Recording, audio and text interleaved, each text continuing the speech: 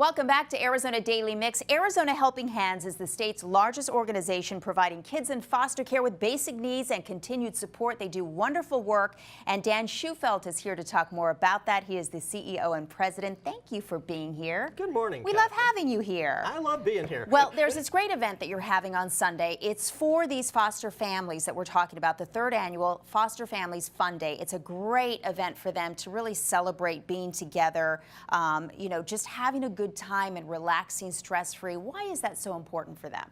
You know, consider the life of a foster family. These children have been through trauma and abuse. They've changed locations. Their life has kind of been disrupted in so many different ways. To be able to give them an opportunity to just kick back and enjoy and have a fun afternoon, take some stress off of the parents, allow that opportunity for the family to interact and just play, just have fun. Just have fun, very important for them, and you obviously provide some very important services for them as well. When we talk about providing basic needs, what does that include? So, Catherine, the most important piece of that is a bed, a safe place to sleep for a child who, again, has been taken out of one environment and moved to something else. To give them a bed to sleep on is just, at the core of everything. So to give a child a safe place to sleep is really our core mission. We, in 2017, provided 2,908 children with a safe place to sleep with either a twin bed or a crib. Which is wonderful, but that's a staggering number. It's a staggering number. And that's not even filling our maximum Right. capacity to serve these children. Again, 16,000 children today, 30,000 children over the last 12 months have spent at least one night in foster care. So there's a lot of work for us to do. What are the conditions that they're dealing with, these children? So everything from children, infants who have been taken out of the NICU and maybe substance abused, trying to give them that little spot of refuge. Children who have been living on the streets in some situations and taken into a foster care environment. So many different different twists Different to what these circumstances. children have been exposed to. And then you've got children who are in group home settings and children who are aging out of foster care. So it runs the entire gamut from birth to 21 that we're trying to make a difference for. You mentioned the number 16,000. Nearly 16,000 kids are out of home care and half are in kinship placements.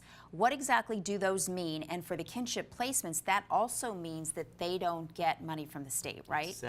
Exactly. So in foster care in Arizona, there's really those two classifications. They're either with a licensed foster care provider who's made that decision to open up their hearts and their homes to a child in need, or they're placed with a kinship provider, which most typically is the grandparents who end up getting that call from the Department of Child Safety saying, your grandchildren is in trouble and needs your help. Can you take in 1, 2, 3, 4 children? We've met situations where grandparents have taken in 5 children It's just at the incredible. drop of a dime.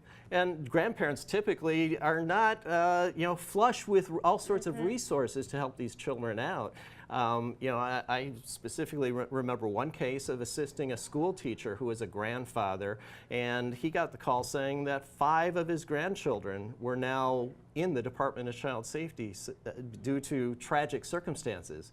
His first call was to Arizona Helping Right. Hands saying, can you help? Because you can help, Yes. but obviously you need help from the community with Exactly. donations, etc. Tell us about what you need from us, what we can do, and primarily when it comes to the Arizona Foster Care Tax Credit program. Exactly. So Arizona has this wonderful program, the Arizona Foster Care Tax Credit Program. And through that program, individual taxpayers can donate dollars to Arizona Helping Hands. It comes right off your state tax return. So it doesn't really cost you anything. It doesn't cost you anything. A single individual can donate $500, and through April 17th, they can take a $500 credit against their 2017 state tax liability. It's so so potentially, easy. yeah, it's so easy. And married couples can do $1,000. So theoretically, today, an individual taxpayer could charge on their credit card a $500 contribution to Arizona Helping Hands.